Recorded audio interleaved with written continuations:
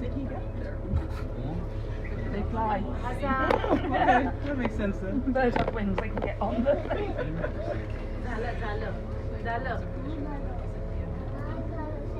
Excellent point, go me. They're not like us. We're migrants.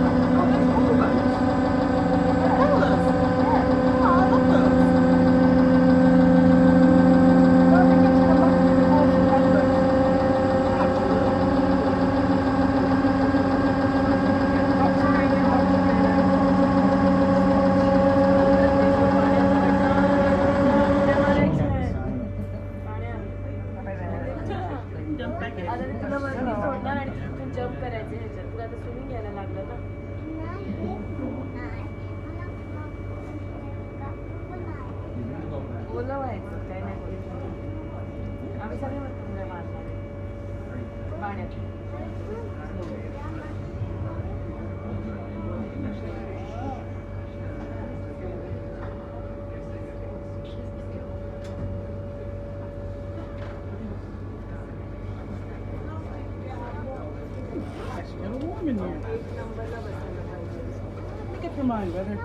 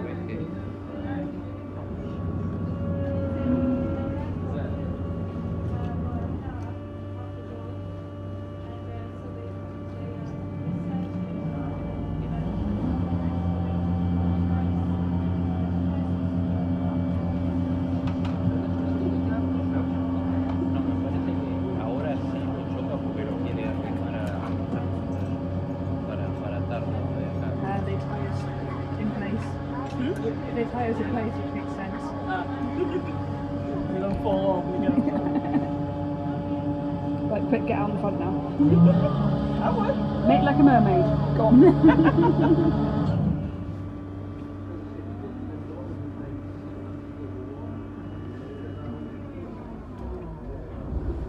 we go.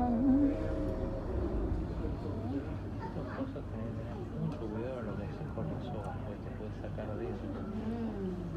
O sea, viste que vos haces todos esos movimientos con la soga, vos tenés que avivar de que un dedo no te queda adentro, porque si no, si eso lo agarra el barco, And gentlemen, eso también. as safety is our priority, please give your full attention to this message. In the unlikely event of an incident, follow all instructions given from our crew members. There are 6 emergency exits on board.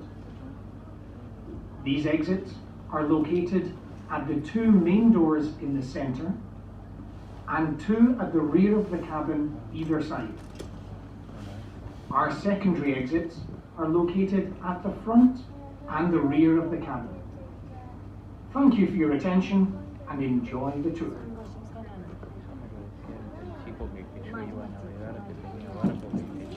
Muy bien, folks. sole, I think. You're all Yeah, good. that leather now. Good. Happy with that. Well, did you enjoy that then? There's a wee bit still to go. Now, you heard the first wee part of the safety announcement. There's also another part as well. But before we start the other part, you're probably thinking to yourselves, why are they two guys wearing life jackets and we're no? Aye, but don't be disappointed. If you see the look underneath your seats, that will confirm there's only two on board the vessel. and it's my crew member Brian here. How are you wearing? Yeah. And I'm Jim. I'm Cheeky Jim. I'm your skipper on this one, okay? So the reason that you don't need them is, if Brian and myself are out there and there's every chance we can slip, trip and fall. That's why we have them and you don't have them. Plus, the good thing is, you'll like this one. This is another good one. You have chosen to come on an unsinkable boat as well. We've all seen the film, we know how it ends. But anyway, the reason is that out there there's 5.5 feet of water. Where your feet are at the moment, the bottom of the boat is 5.5 feet. So we reckon if she did take on water, all she would do is drop down about 1.5 feet, rest on the bottom, and maybe about an inch of water would come on board the boat. So there'd be none of this, ladies and gentlemen, evacuate the ship, there'd be none of that. All I would ask you to do is please, ladies and gentlemen, boys and girls, lift your feet and lift your feet. There you go. Face feel good already, yeah?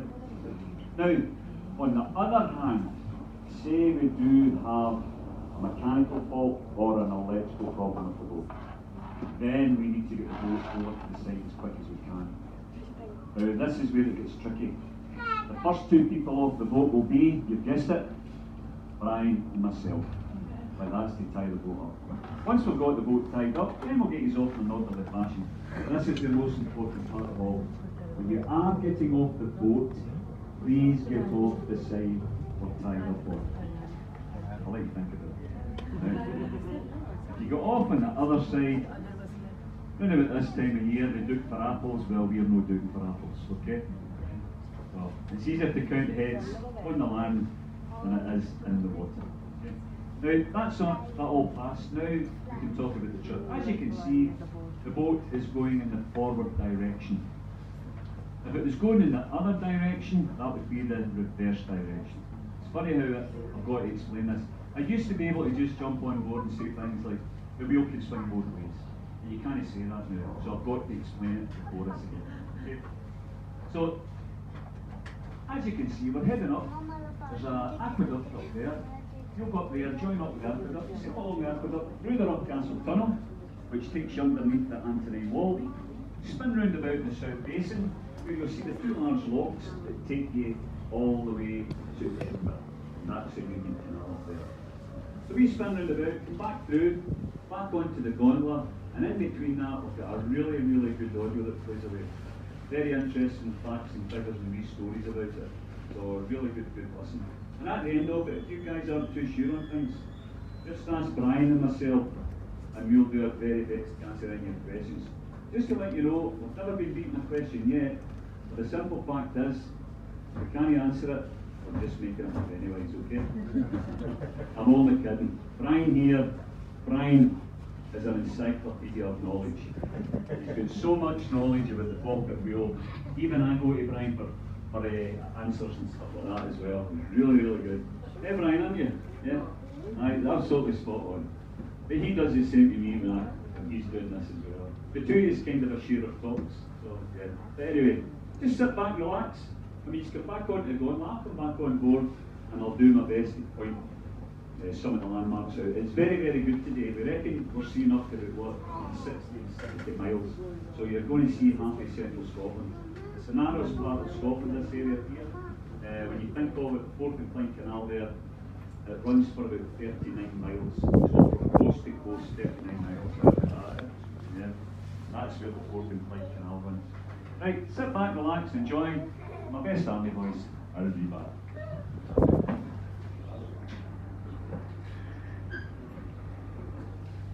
Just before I go, one thing to look out for, I'll tell you about it the way back. but see if you can see it now, you're looking for the kelpies. They're only 4 miles away as the crow flies. The most shiniest things round about here just now, and you can't miss them, okay? See if you can see them. You do that side, I'll do this side.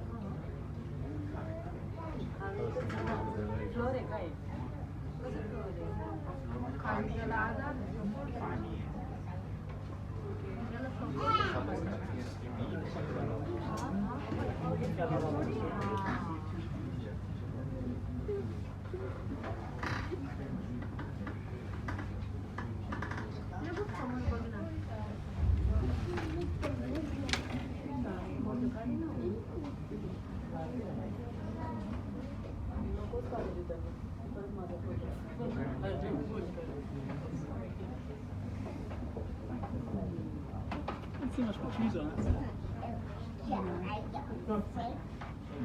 We'll get a good view on the way back.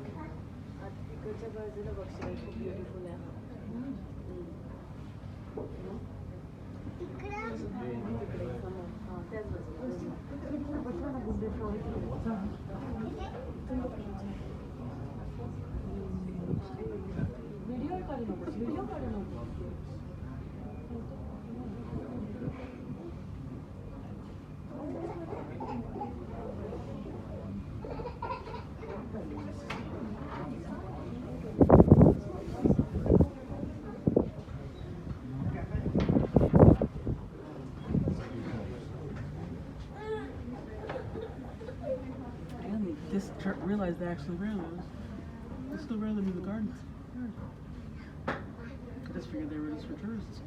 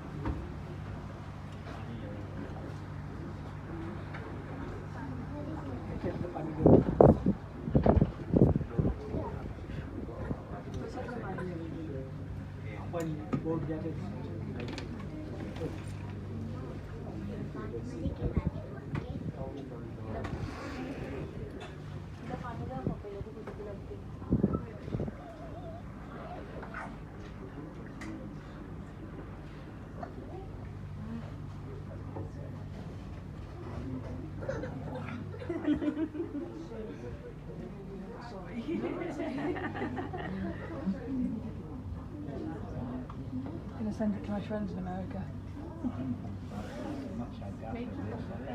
Where are they? Falkirk.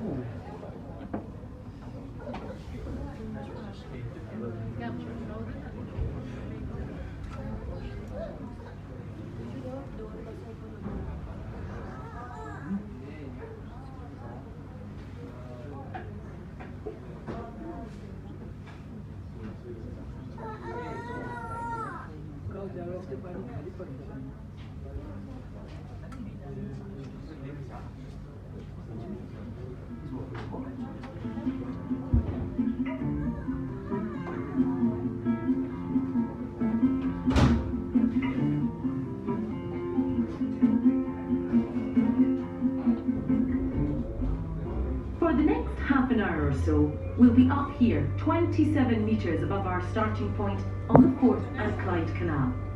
We're now moving at 4 miles an hour over the reinforced concrete aqueduct. There's just over 100 metres between here and the tunnel, dead ahead of us.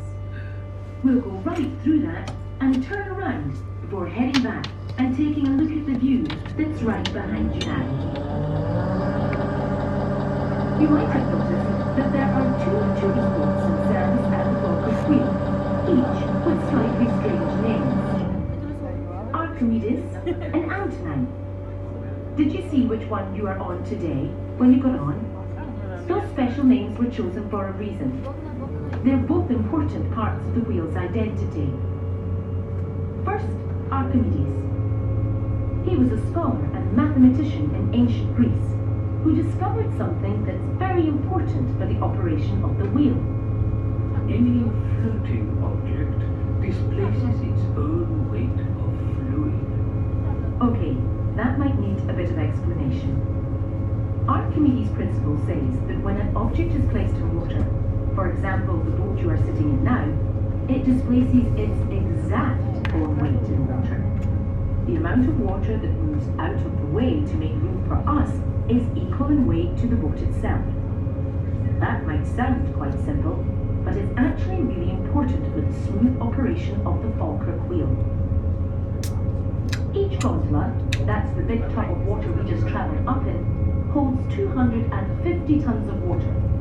When our boat sailed in, we pushed about 60 tons of water.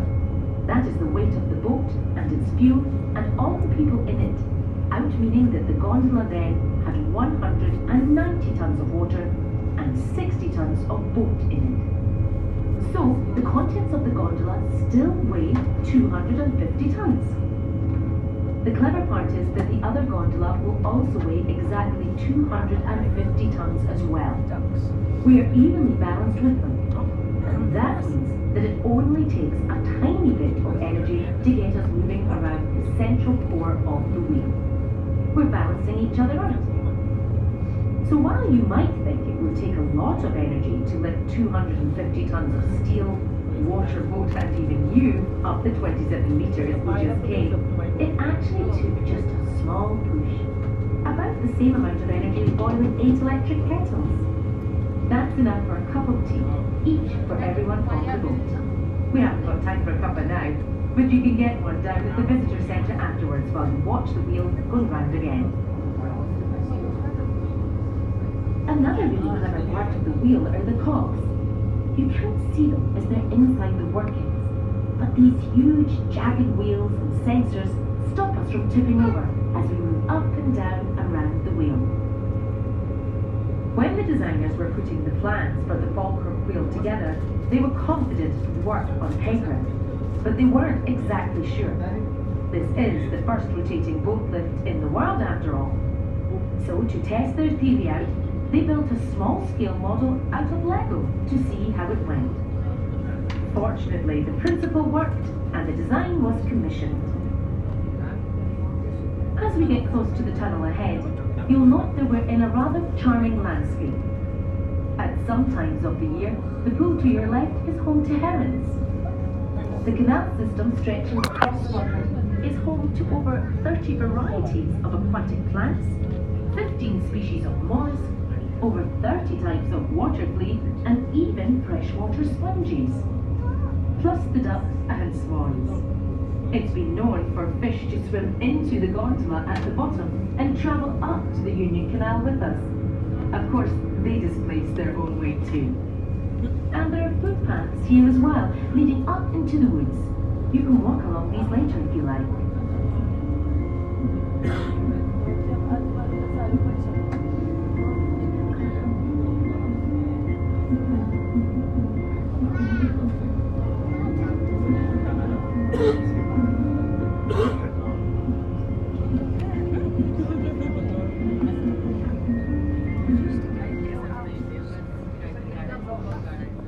On the right side of the road, as we enter the tunnel, you'll see a sign reading "Rock Past the Tunnel." Oh, castle. You can't see the castle from here. That's because we're about to travel underneath it. Well, almost. There's another castle really quite close by. It could be. It was placed there around the year 143 AD as part of a network of military bases built by the Romans to defend the area. These forts were linked by a wall, running right the way across the width of Scotland. For a lot of its distance, this system of forts and walls follows the rough route of the Forth and Clyde Canal, linking the east and west sides of the country.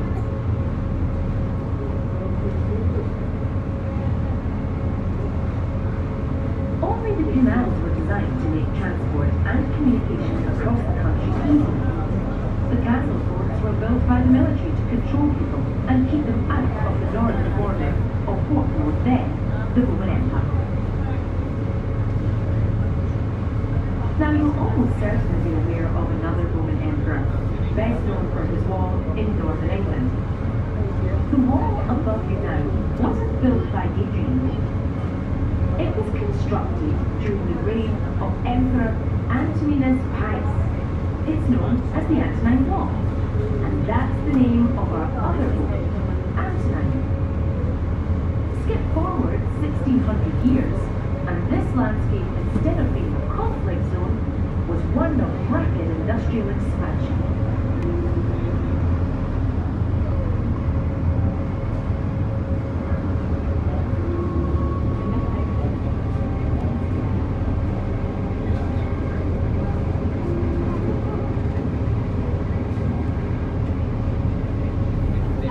The Falkirk Wheel, that's the one behind us, at the bottom of the map, was started in the 1770s and followed the route originally surveyed by John Smith. It opened in 1790 and quickly became one of the most important trading and transport links across Scotland. It was the world's first sea-to-sea ship canal, joining the River Clyde and Glasgow in the west to the River Forth and the North Sea in the east. And the addition of the Union Canal, that's the one we're sailing on now, in 1822, Glasgow and Edinburgh were linked by waterways. This all meant that unprecedented amounts of trade were now possible not only between Glasgow and Edinburgh, but also with the rest of Northern Europe and the world. In the 1830s, 200,000 people each year travelled between the two cities. One operator offered Express service in just 7 hours on swift passenger boats. There was, apparently, a sign projecting from the front of the boat that would cut through the tow ropes of any slow-moving vessels that refused to give way. Getting between the two canals still required the use of a lock system though. A few kilometres to the east of here, there was a flight of 11 canal locks with a fall of just over 3 metres each. Each had to fill with water in turn to raise traffic up to the Union Canal so it could travel on to Edinburgh. For a time, this was the golden age of the canal, and waterways were almost the motorways of the day. But with the rise of the railways, the decline of the canals was almost inevitable. The closing of Grangemouth docks to the east of here as a security measure during the First World War heralded the start of the end, and by the 1960s the canals were left abandoned, unused and falling into disrepair.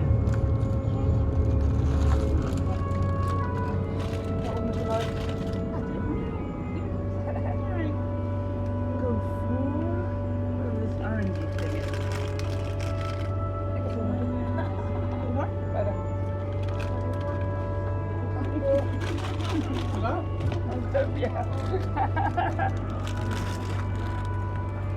I know, we're terrible TikTokers, aren't we? Not the best. I mean, I Also, haven't we're on the wrong side of the camera. I don't even, like, I had to make an account recently. I didn't even make an account before. Not even my business. Nothing's on it. This won't go on either.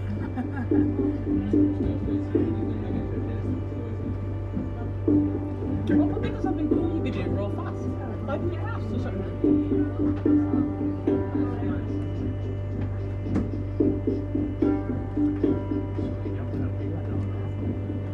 You could do the things you made with us. As we emerge out of the tunnel, you'll notice that we're in a much different landscape now. More intimate, and certainly not quite such grand views as on the other side. When we've turned around and gone back through the tunnel, you'll appreciate the views from there, looking out over central Scotland from a scenic vantage point.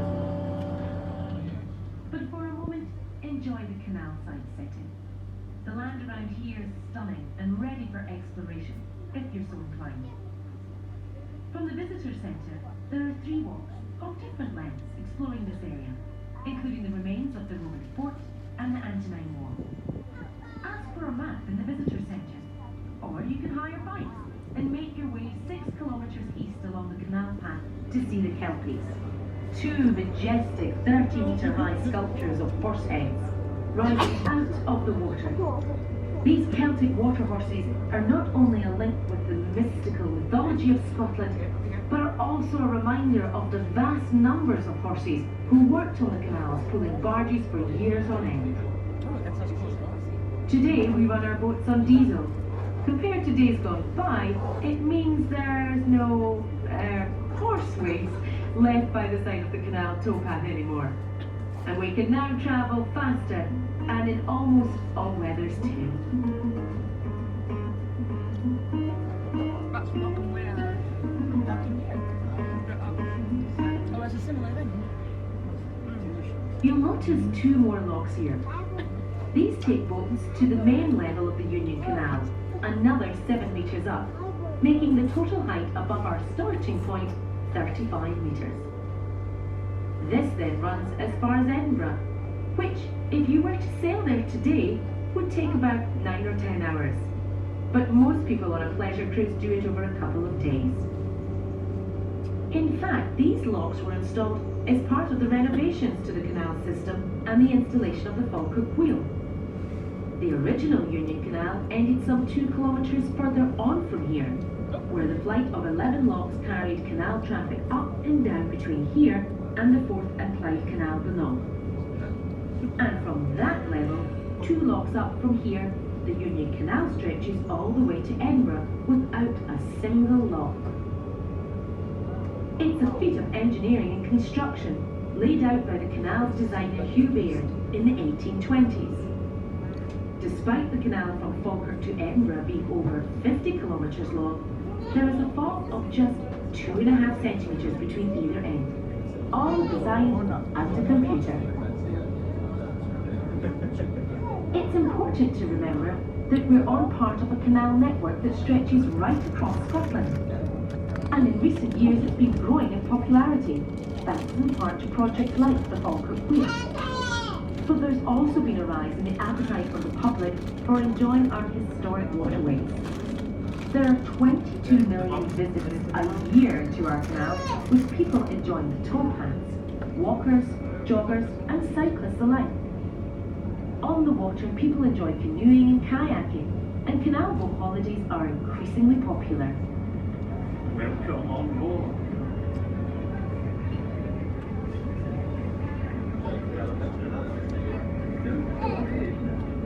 It can be great fun to charter a boat and explore the canal. Navigating up and down the locks is a little tricky at first, though you'll soon get the hang of it. But a canal boat holiday can also be very relaxing. The gentle pace of the boats means you can switch off from the pressures of modern life and slow right down. The body that cares for these waterways is called Scottish Canals, an agency of the Scottish Government. Any profit we make from activities on the canals we put right back into caring for the system. It's our aim to make sure the canals are still here and being enjoyed by people in another 200 years.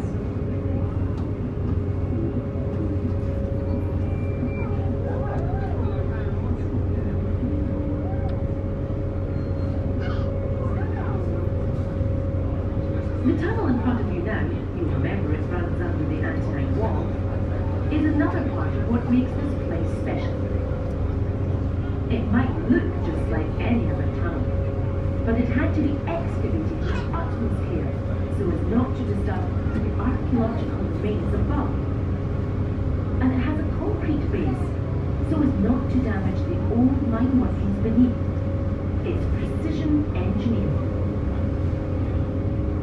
But the real precision work is on the Falkirk Wheel itself, a feat of engineering and architectural science. It was the first rotating boat to be built in the world, bringing the story of Scottish invention, adventure, and world first right up to date. No, they The sped up. They sense must of have heard me. ambition and pride felt by the design team matches that of those engineers and canal builders a few centuries ago. While many see the wheel as a beautiful thing, it's often questioned whether its merits are as a piece of art or as a piece of engineering. Tony Kittle, designer of the Falkirk Wheel, perhaps puts it best. We came up with a practical, physical solution to the problem of how to link the two canals together.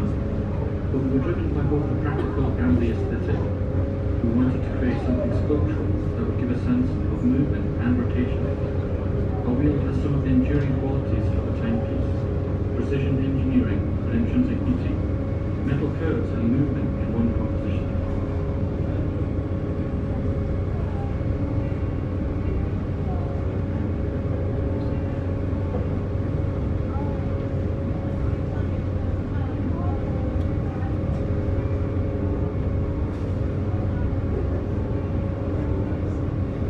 That's what it's like to get a picture of. That is what it's like to get a picture of. Oh, yeah. Oh,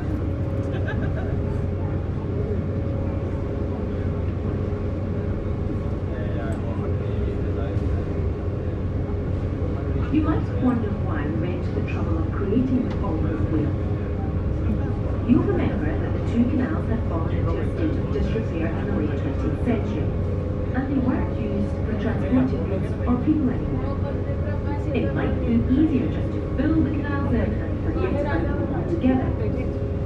But then, in the late 1990s, it was realised that the redevelopment of these waterways could create what became known as a corridor of opportunity right across the central belt of Scotland. And there were plenty of enthusiastic volunteers too, who wanted to see their local canal brought back to life rather than sitting there abandoned. The Millennium Link project saw these canals repaired and reopened, and at £84 million was Britain's most ambitious canal restoration project ever. In just 3 years, waterways were dredged, including removing 300,000 tonnes of silt, locks were replaced, 9 new locks built, and towpaths restored. There were also 35 new bridges and 5 kilometres of new canal. And it's been a huge success. Canal side investment has gone through the roof, over £400 million in the first decade alone, including 2,000 new waterside homes and 100,000 square metres of retail and commercial development. And very importantly for this region, 4,000 new jobs, all from a couple of canals. It's amazing to think what that kind of investment can do. But it wasn't possible to reopen the locks joining these two canals. They were filled in and now have blocks of flats built on them. So a new solution was needed, hence the Falkirk Wheel. Not only does it link the two waterways, but it gives us a chance to celebrate Scottish design and ingenuity once again. Okay, as we're coming towards the end of our time on this level, I just have time to share some of the facts and figures of the Falkirk Wheel. It was opened in May 2002 by Her Majesty the Queen, although she never actually rode it like you have today. There are 15,000 bolts in the structure, pressed into 45,000 bolt holes, and each one was tightened by hand. The two gondolas between them hold 1 million litres of water and can lift the weight of 100 elephants. And it does all that in just 5 minutes, using the power of a few electric kettles. Amazing, isn't it? If you were thinking of getting one for yourself, do be aware that the price tag comes at a whopping £20 million. We're heading back into the gondola now, so that we can rotate back down to the lower level, 25 metres below. This is a great place to take in the view if the Scottish weather has been kind to us today. You should be able to make out the Kelpies, Grangemouth, and the cranes at the Firth of Forth, along with the Ochil Hills and various other ranges. Your skipper might point some of these out to you as you descend. As we come to the end of this boat tour, it's impressive to think that the Falkirk Wheel wasn't actually built as a tourist attraction. There was no visitor centre here originally, and boat trips like these didn't take place. But people came to visit the wheel out of their own curiosity. They came from all over the world to wonder at this architectural and engineering gem. So we started running boat trips, and the Falkirk Wheel has gone from strength to strength. And now you visited too, and ridden this unique part of the Scottish landscape. Perhaps we should leave the last word for the time being to the wheel's designer, Tony Kettle. The Falkirk Wheel appears to lift its head and take stock of its Scottish surroundings. It stands up proud and bold, emerging from the land as the skeletal frame of a long-lost prehistoric animal. It sits on a spine that connects the east and west coast of Scotland and says, "Scotland is whole once more." The wheel represents the strength and passion, the vision and the imagination that have underpinned the very best of Scottish culture since the 1700s. And, more importantly, it stands as one monument, celebrating the past, but also what may be possible in the future.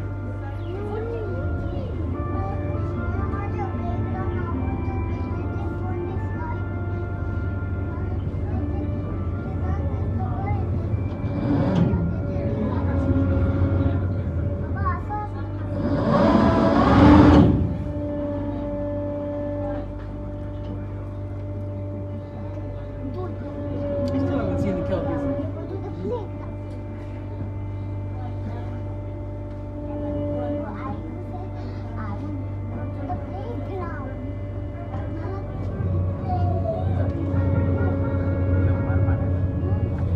I wish that roof was open. The boat moves into a gondola, which holds boats side by side. There are two gondolas on the Falkirk Wheel, which always weigh the same, whether or not they carry their combined capacity of 600 tons, as the water contained within the gondolas is displaced to compensate. The Falkirk Wheel is under the operation of the main control room of the basin, and safety procedures are closely monitored to ensure that the wheel cannot turn until all the steps required have taken place. To make the Falkirk Wheel ready to turn, two hydraulic steel gates are raised to seal off the gondola from water in the canal basin. The water between the gates is then pumped out, and a watertight seal which connects the gondola and the canal basin is removed. A hydraulic clamp and a series of securing pins, which prevent the arms of the wheel from moving while the gondola is docked, are now removed, allowing the Falkirk Wheel to turn. Anyone seen the Kelpies? Which direction are they supposed to be? I mean, I've seen everything. I've seen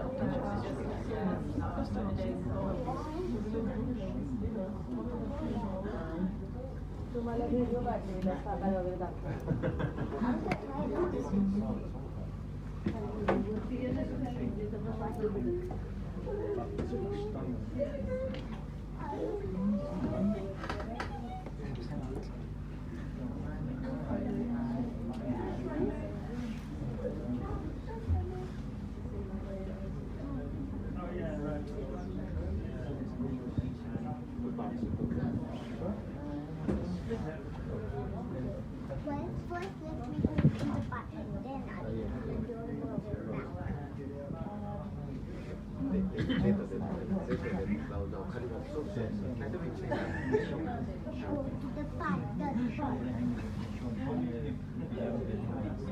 I'm definitely going to need more charges because I'll have a lot of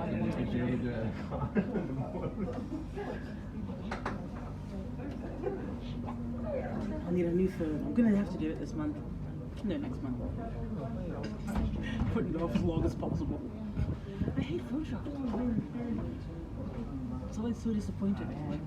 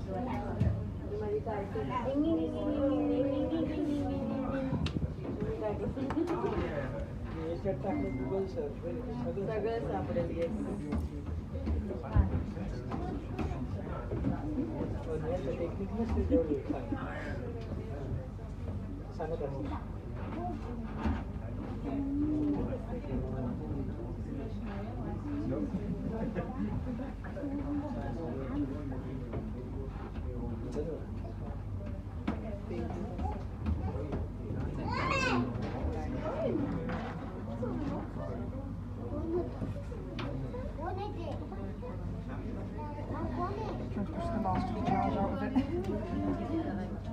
Yeah.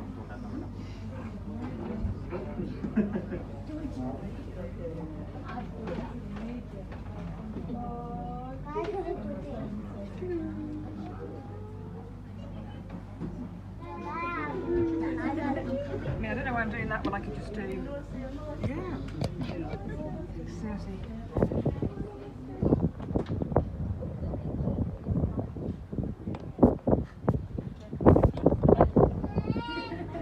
And that's why it's called a stick.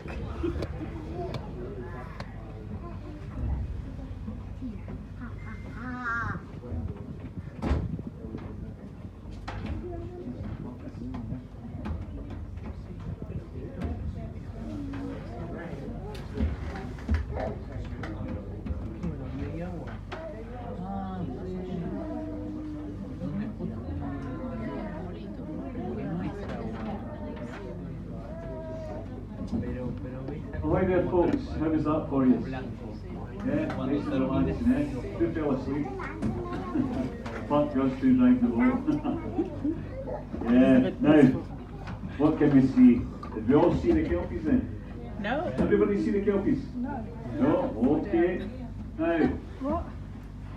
if you look in amongst the house estate, you'll see a house with a green frontage, which is a shop. Okay? See that green shop? Well, they're nowhere near that. What you've got to do is raise your Oh, I eyes see it. right above it, and it's tree line. You'll see two grey heads at the moment.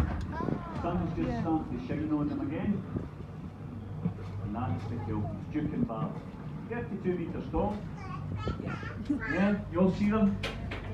Just in case there's some of you that can't see them, every half hour down at the big bus stop, there's a bus comes along and it takes you directly into Falkirk and it stops right outside Specsavers. There you go. Yeah. Where do you think I got these lovely glasses from? Hey, these nutballs. And if you look beyond the kelpies, you'll see a wee hill away in the distance. You see the hill in the distance?